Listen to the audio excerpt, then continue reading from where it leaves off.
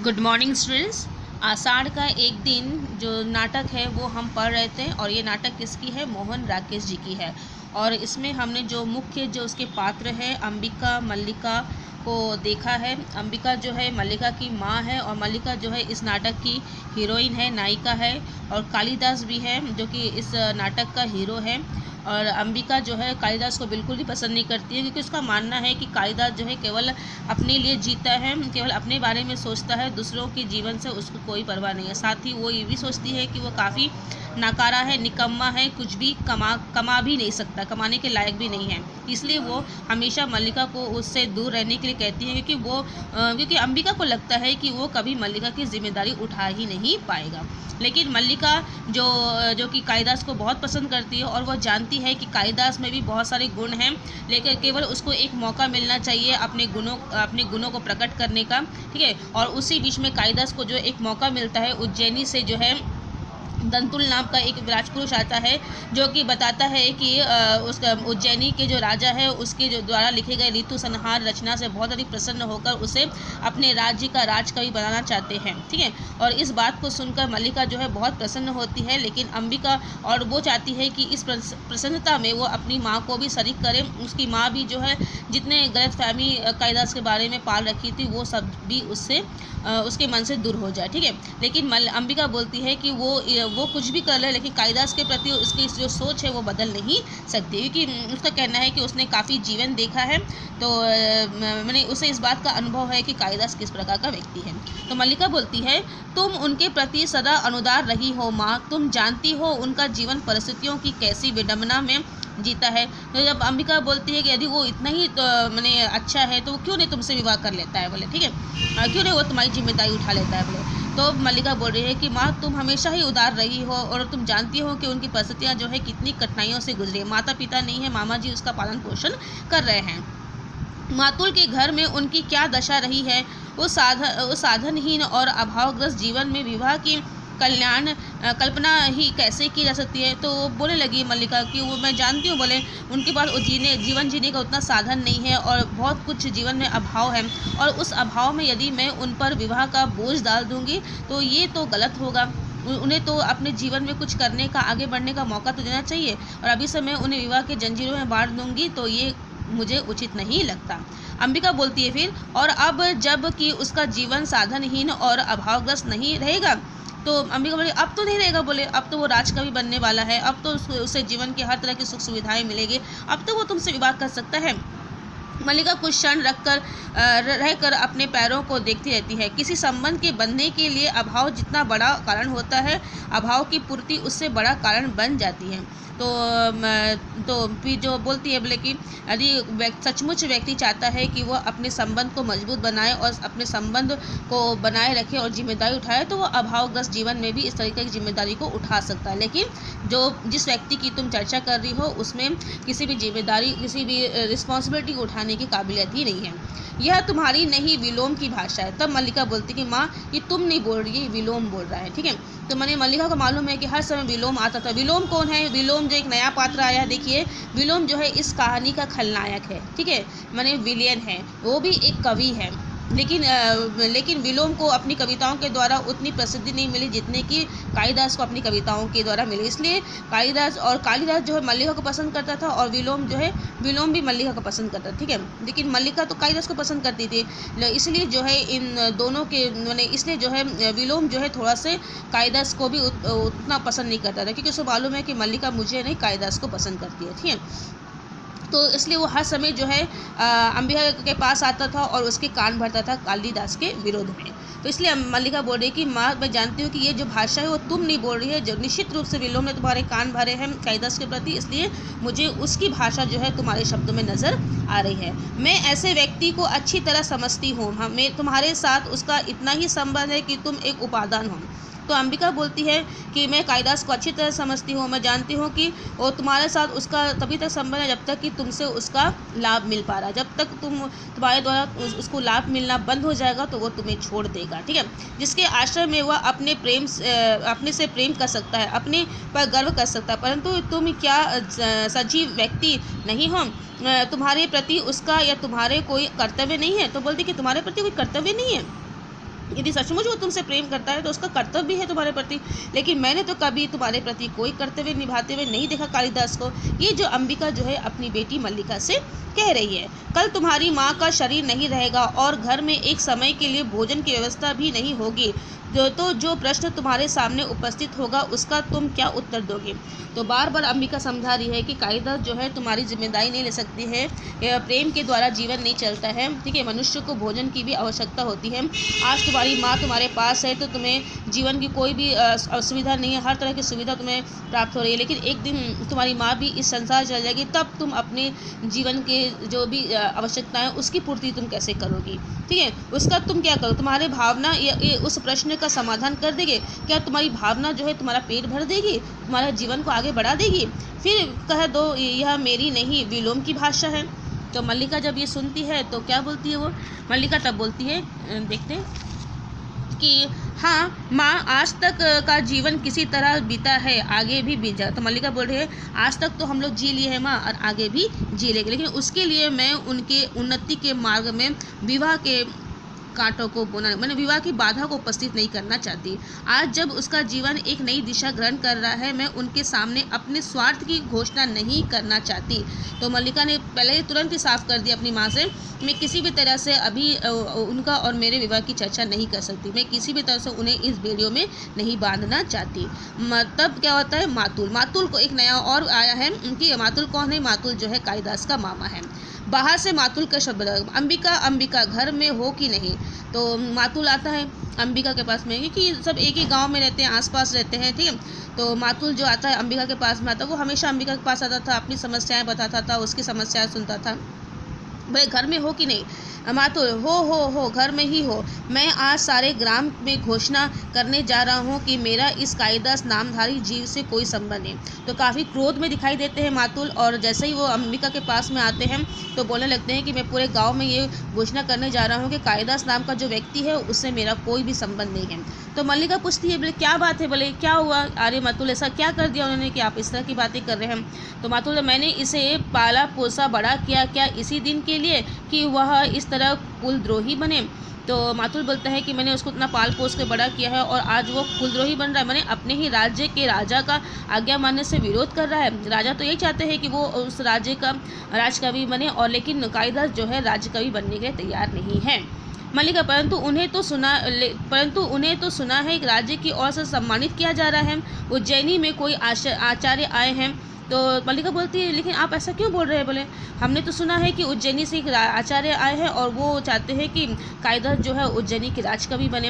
यही तो कह रहा हूँ, उज्जैनी से कोई आचार्य आए हैं, परंतु आप तो कह रहे हैं मैं ठीक कह रहा हूँ, आचार्य कल ही उसे अपने साथ उज्जैनी ले जाना चाहते हैं। तो मातुल बोलने लगा, हाँ बोले उज्जैनी से आचार्य आए हैं और कल ही वो जो है कालिदास को अपने साथ लेकर उज्जैनी जाना चाहते हैं, लेकिन कालिदास जो है वहाँ जाने से इनकार कर रहे हैं। किंतु 2 रथवाह और 4 अश्वरोही के साथ है। मैं तुमसे नहीं कहता था अंबिका कि हमारे पितामह के एक दौहित्र का पुत्र गुप्त राज्य की ओर से शकों में युद्ध कर चुका है? तुम अपने भागिने की बात कर रहे थे?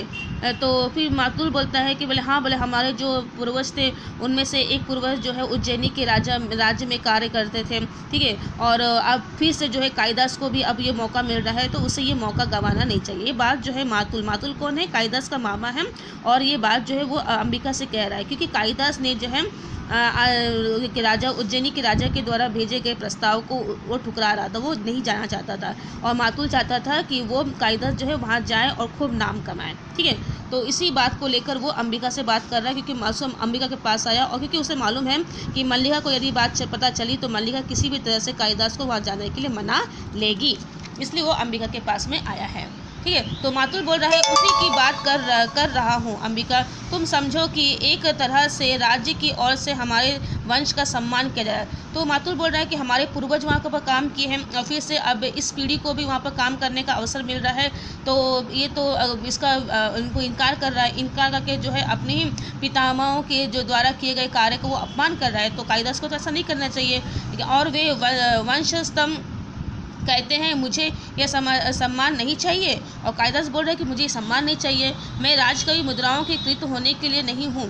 और फिर वो बोल रहा है कि मैं जो कवि बना हूँ और मैं अपनी कविताओं को किसी राज्य के लिए विकृत माने दासी, ठीक है, किसी राज्य का दास बनकर उसे बेचने के लिए पैदा नहीं हुआ।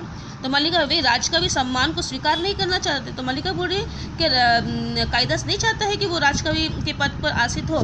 तो मेरी समझ में नहीं आता कि इसे क्रय विक्रय की क्या बात है। सम्मान मिलता है ग्रहण करो, नहीं कविता का मूल्य ही क्या है।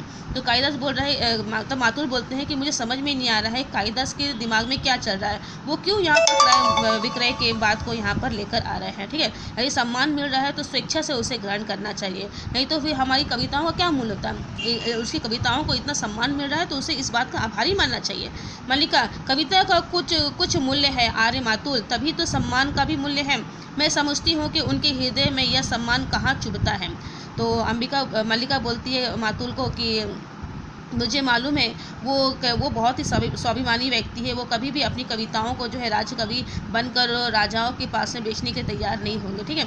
लेकिन फिर भी जो है सम्मान मिल रहा है तो उस सम्मान को उसे ठुकराना नहीं चाहिए। मल्लिका भी ये बात बोलती है। अंबिका, मैं तुम्हें विश्वास दिलाती हूँ कि वह उज्जैनी अवश्य जाएगा। तो इसी बीच में अंबिका बोलती है कि मल्लिका तुम चिंता मत करो, मैं कालिदास को अच्छी तरह जानती हूँ, भले ही वो नहीं जाने का भी नाटक करा, लेकिन निश्चित रूप से वो उज्जैनी जरूर जाएगा। मातुल, अवश्य जाएगा, वे लोग उसके अनुचर है जो अभी स्तुति करके उसे ले जाएंगे। तो मातुल बोले हाँ, बोले कैसा जाएगा, बोले उसके वहाँ उज्जैन से आए हुए जो लोग जो है वो क्या उसके नौकर है जो उसको मना के लेके जाएंगे। एक बार उसने इस प्रस्ताव को ठुकरा दिया तो राजा किसी और कवि को अपने राज्य कवि बना लेगा, ठीक है। उसको राजा का तो कुछ नहीं जाएगा, लेकिन कालिदास का ही सब नुकसान होगा। अंबिका, सम्मान प्राप्त होने पर सम्मान के प्रति प्रकट की गई उदासीनता व्यक्ति के महत्व को बढ़ाती है। तो अंबिका बोल रही है कि ऐसी बात नहीं, कालिदास बहुत चालाक है, वो इस तरह के सम्मान को ठुकरा कर जो अपना जो इम्पोर्टेंस है वो बढ़ाना चाह रहा है, ठीक है। ऐसा व्यक्ति करता ही है।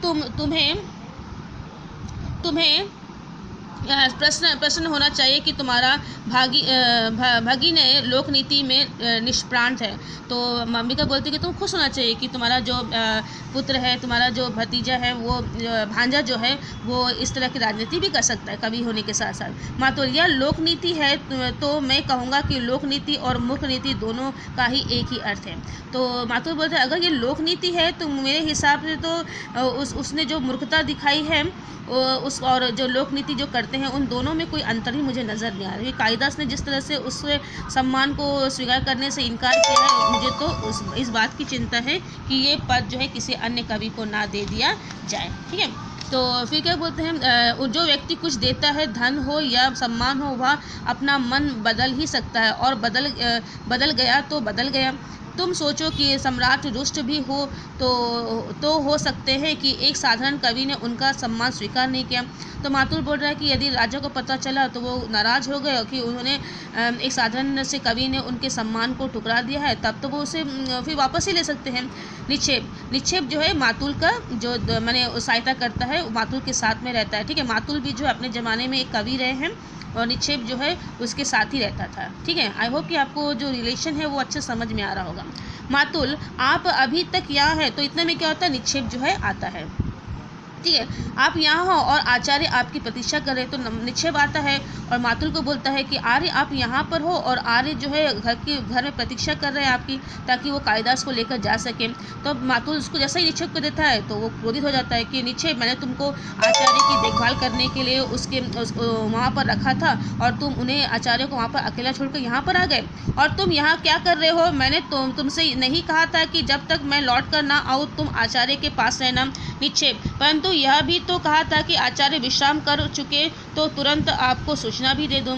तो निक्षेप को जब बोलता है कि तुम यहाँ पर क्यों आए हो, तो निक्षेप बोलता है कि आप ही ने तो कहा था कि यदि आचार्य का आराम करना हो गया तो मैं तुमको सूचना दे दूँगी, आखिर आपको मैं बता दूँ। मातुल, यह भी कहा था कि किंतु वह भी तो कहा था, यह कहा तुम्हारी समझ में आ गया और वह नहीं आया। तो कहने का मतलब है मातुल चाह रहे थे कि निक्षेप को आचार्य को अकेले छोड़कर यहाँ पर नहीं आना चाहिए था। किंतु क्या मातुल मूर्ख है, बताओ तुम मुझे मूर्ख समझते हो। तो निक्षेप बोलता नहीं, बोले मातुल बोलते कि क्या निक्षेप तुम मुझे मूर्ख समझते हो। निक्षेप बोलते नहीं, मैंने तो ऐसा कुछ नहीं कहा, बोले तो बोले कि मैं मूर्ख नहीं, वह तो निश्चित ही तुम मूर्ख हो। आचार्य ने क्या कहा है? उन्होंने कहा है कि वे आपके साथ इस सारे ग्राम प्रदेश में घूमना चाहते हैं। तो ये निक्षेप फिर मातुल पूछता है, बोले कि आर्य साहब, आर्य ने कुछ कहा है जब वो विश्राम करके उठे हैं तो तुमसे कुछ उसने कहा है? तो निक्षेप ने कहा, बोले हाँ, बोले कहा है कि वो आपके साथ में जो है, मैंने मातुल को बोलता है निक्षेप कि वो आपके साथ जो है हमारे पूरा जो गांव है उसे घूमना चाहते हैं, गांव को, इसलिए मैं आपको यहाँ पर ये सूचना देने के लिए आया हूँ। जिस प्रदेश के कालिदास की कविता को जन्म दिया है वो उस गांव को भी देखना चाहते हैं। मातुल, कालिदास की कविता, ना जाने कितने बड़े आचार्य को उसकी कविता में क्या विशेषता दिखाई देती है। तो मातुल बोल रहा, कालिदास की कविता, एक सामान्य से व्यक्ति की कविता, पता नहीं इतना कालिदास को इम्पोर्टेंस क्यों दिया जा रहा है। माने ये मातुल बोल रहा है, और वो व्यक्ति है कि उस सम्मान को लेना ही नहीं चाहता। इस व्यक्त को सामान्य लोक व्यवहार तक का ही तो ज्ञान नहीं, और तुम लोकनीति की बात कहती हो। आप एक हिरण शावक को गोदी में लिए घर की ओर आ रहे थे। सौभाग्यवश मैंने बाहर ही देख लिया। मैंने प्रार्थना की कि कवि कुल गुरु यह समय इस रूप में घर में जाने का नहीं है। तो फिर मातुल बताता है अंबिका को कि मैंने जो है कालिदास को जो है एक हिरण शावक को लेकर घर की ओर आते हुए देखा, तो मैंने उसे रास्ते में रोक दिया और कहा कि तुम इस रूप में जो है हमने उज्जैनी से आचार्य आए हैं, वो तुमसे मिलना चाहते हैं, तुम्हें सम्मान देना चाहते हैं, उज्जैनी के राजा। तो तुम जो है उनसे इस रूप में मत मिलो, तुम एक अच्छे व्यक्ति के रूप में अच्छे वेशभूषा पहनकर जो उनके साथ मिलो, ठीक है। उज्जैनी से एक बहुत बड़े आचार्य आए हैं, आप सुनते ही, और जैसे ही कालिदास ने ये सुना वो वापस ही वहाँ से चला गया, वो घर के अंदर प्रवेश ही नहीं किया, जैसे रास्ते में सांप देख लिया हो। अंबिका, मल्लिका, मातुल के लिए अंदर से आसन लाओ। फिर अंबिका जो है देखती है कि काफ़ी देर से खड़ा है, बात कर रहा है, तो फिर अंबिका जो है मल्लिका को बोलती है कि तुम मातुल के लिए आसन लाओ, कम से कम वो बैठे और फिर जो है बात करें, ठीक है। तो इस तरह से हम देखते हैं कि यहाँ पर जो है कालिदास को जो है उज्जैनी जाने का प्रस्ताव मिल रहा है, और उज्जैनी में जाकर जो है एक वो महान कवि बनते हैं और विभिन्न तरह की रचनाएं करते हैं। तो आज यहीं तक, ये 30 जो पेज नंबर 30 है, यहीं तक आपको पढ़ना है, यही आपका हाफ ईयरली क्वेश्चन है। मैंने आपको इसके नोट्स दिया है, मैंने आपको अंबिका का कैरेक्टर दे दिया है, आज मैं आपको जो है मल्लिका का कैरेक्टर दे रही हूँ, कालिदास का भी कैरेक्टरिस्टिक मैंने पोस्ट किया है, आप उन सभी चीज़ों को पढ़िए, ठीक है। ये सब जो है आंसर जो है एग्ज़ाम में आते हैं। आई होप कि आपको नाटक भी समझ में आ रहा होगा। Thank you.